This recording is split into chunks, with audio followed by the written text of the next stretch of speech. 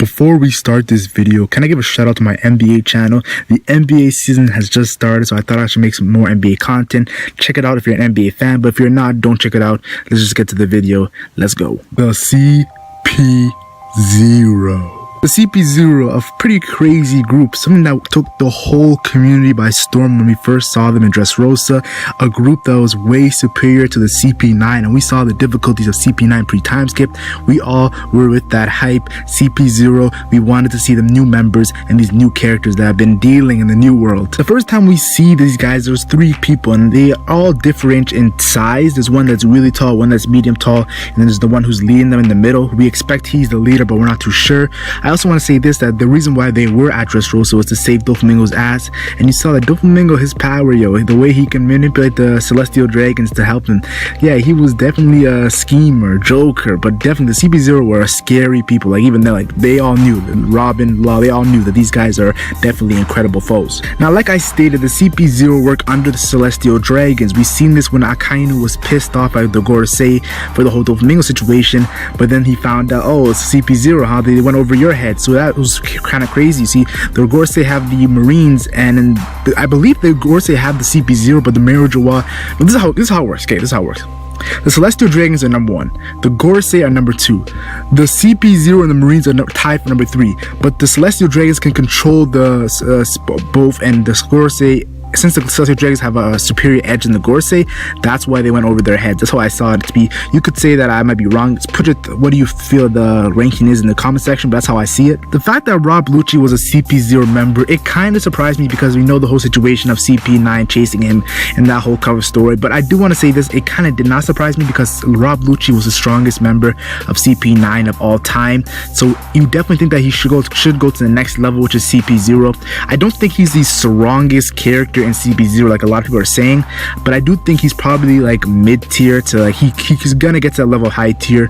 But the high tier, I feel like characters are new characters we just haven't seen before. I think we've seen some of them in Dressrosa, but I'm not too sure. I also want to say this, that people did not know this, but Kaku, yes, the character known as Kaku from CP9, he's also a member of CP0 because he was on the transponder snail, and they had his voice actor too, and they had his dialogue. So Kaku is a member of the CP0, and with Kaku being a member of CP0, I could say that most likely Jabura, who was pretty much the same level as Kaku, and then Bluno, who is the part of the top 4. I think that these guys are probably going to be in CP0.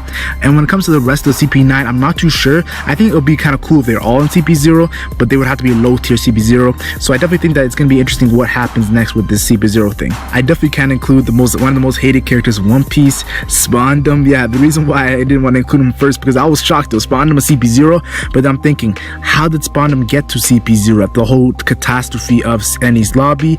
I think it might have to do with his father, Spawn, dying. Maybe his father's a part of CP0. I'm not too sure, but I definitely think that Spandam being a part of CP0 is definitely going to have a role to play when it comes to the story. Now, we definitely know that the revolutionaries, pretty much their adversary right now is the CP0. Dragon even said that these guys are getting really strong. Watch out for the CP0. And we also seen that CP0 went all the way to Dressrosa just to see the revolutionary army. So these guys are beefing, and we're definitely going to see a war, an epic battle between these two forces. I kind of feel like, you know how Luffy has the early Yonkos of Big Mom and Kaido right now? I feel like revolutionaries have the CP0 before they go against the Marines and the world government and the Gorosei. So the CP0 is like their first adversary, and I'm definitely excited to see what happens between these two parties. Now, spoiler alert for you anime onlys, I don't want to spoil you guys, so maybe mute the video for a little bit until this segment, but I want to say this.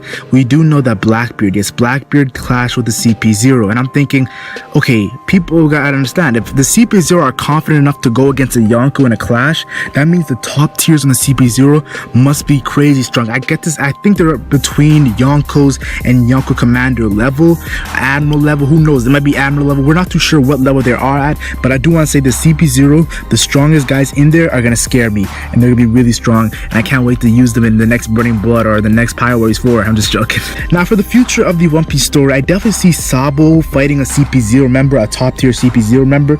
The reason why I say this is because we know the Celestial Dragons control the CP0, and there was a Celestial Dragon in Sabo's past who almost killed him. We all thought Sabo was dead because the Celestial Dragon had killed Sabo. So the fact that with this Celestial Dragon and Sabo have a reunion, and then they go against each other with a CP0 member fighting for a Celestial Dragon, I can definitely see that plot playing out with that. I definitely do want to say this, Luffy versus Lucci.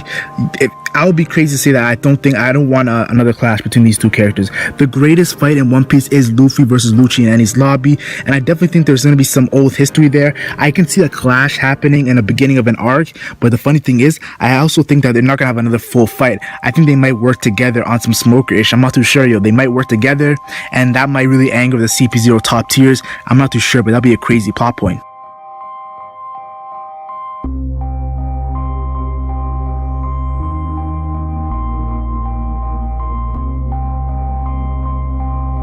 I definitely want to say this, yo, I'm really excited for more on the CP0 and more action we're going to get with them. Tell me your thoughts in the comment section. What do you think about CP0? Tell me your theories, your predictions, how strong you think they are. I want to hear all of it in the comment section. Like and share if you enjoyed. Like and share only if you enjoyed. And subscribe for more One Piece content. I'm the Legend Mac, and I'm gone.